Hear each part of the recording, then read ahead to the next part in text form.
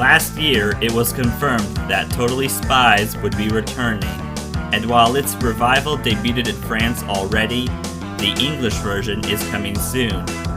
Rather than watch the first 6 seasons of the show again, I thought I'd go back to the movie, as it's a prequel to the series. Was it an excellent espionage endeavor, or an outmoded origin that's overrated?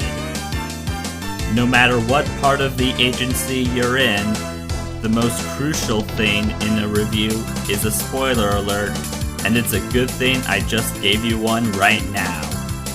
Get your outfits, gadgets, and style ready, because it's time to go undercover so we can protect all of humanity.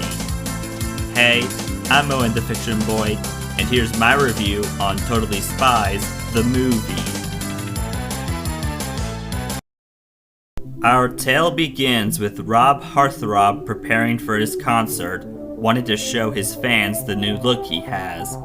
However, his cheek mole was blinking, putting him in a blank state, walking out of the venue, disappointing the crowd by being a no-show to the performance, and was lifted up by a beam in the sky, saying the word fabulous. The next day, we are introduced to each of the 3 main girls who were starting their new lives in Beverly Hills. Samantha, Sam for short, was surprised to enter a bookstore that doesn't sell books. Clover, who has no nickname, had her eyes on a special pair of boots, and Alexandra, aka Alex, was overwhelmed by a high-tech gym. Upon the gals meeting at a sushi restaurant, Jerry and other secret agents set the giant sushi roll loose, leading the teens to destroy it before harming civilians and saving a pig, whom Alex calls Oinky, in the process. After surviving the shocking event, the girls introduce themselves when they make it to their new school. Yet school would be rather difficult, since the strict Principal Stritch was unimpressed by Sam's advanced studying, and they fell for a prank popular chick Mandy pulled on them. Following the incident was the girls being sucked into a locker, leading them to one of the offices of WHOOP, World Organization of Human Protection.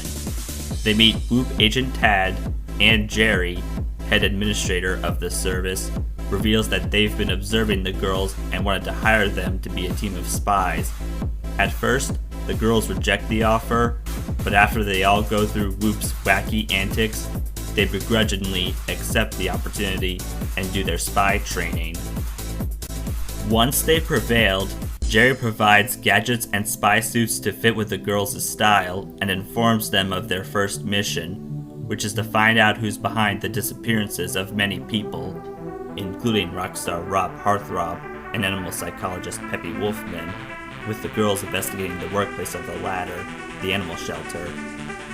By looking at camera footage in Wolfman's office, the spies saw he left with his usual appearance, yet came back with a new look.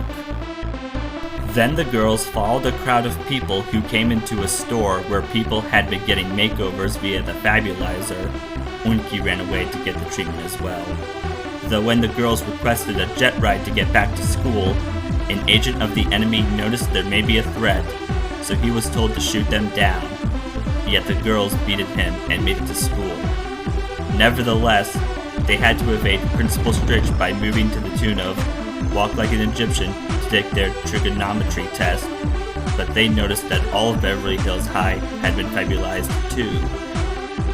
Jerry told the girls they should tail one of the students to see who's behind the style scheme, and they agreed Mandy was the perfect choice, yet the principal caught Sam for vandalizing school property.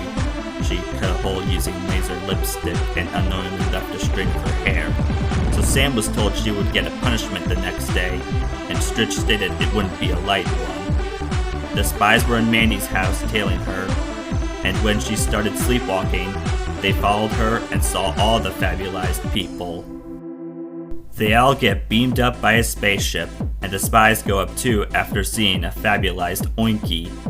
Aboard the ship, the spies disguise themselves with similar makeovers, tried sending a message to Jerry, which Tad discarded, and they see that Fabu is the villain behind the scheme. Alex made an outburst, blowing the Spies' cover, and they got captured by Yuri, Fabu's strongest henchman. Fabu shared his backstory of being a failed model, announced his plan to blow up the Earth with the fabulized people living in his paradise, made the Spies unfabulous, and started a countdown to send the Spies in missiles coordinated to Earth to die.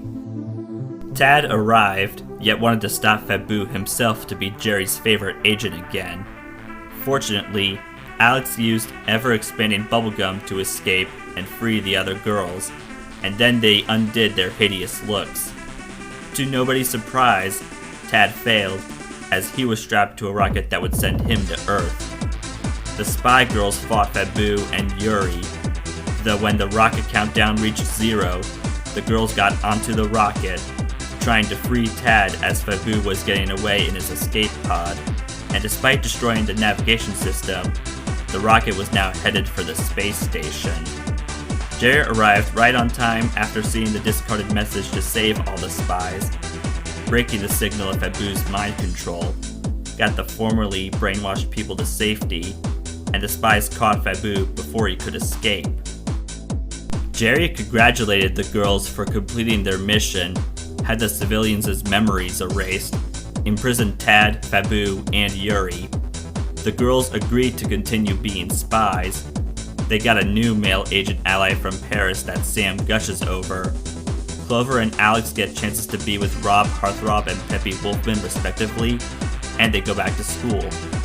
As Sam was ready to face her punishment, the new principal was glad to know of her studying and is unaware of her shenanigans.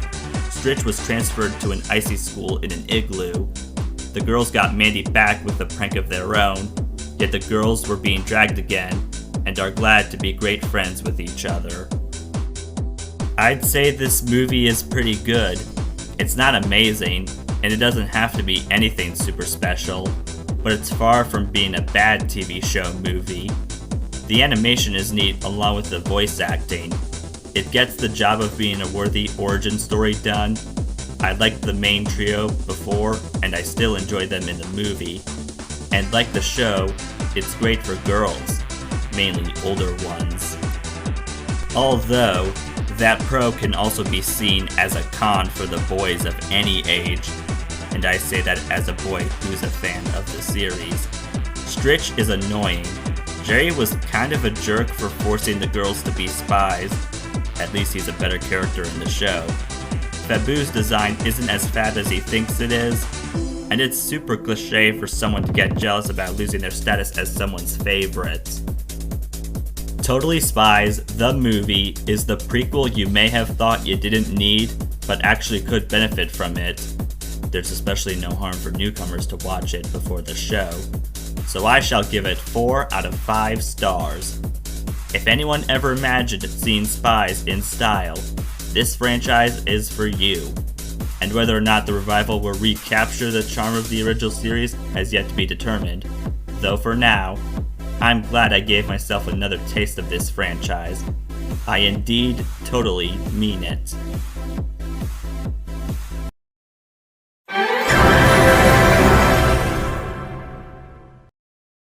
Still need more fiction? Then please give this video a like, subscribe, share, and turn on notifications. Also comment below and follow me on Instagram for teasers and thumbnail previews of videos to come in the future. Thanks for watching, see you again soon, and good night-o!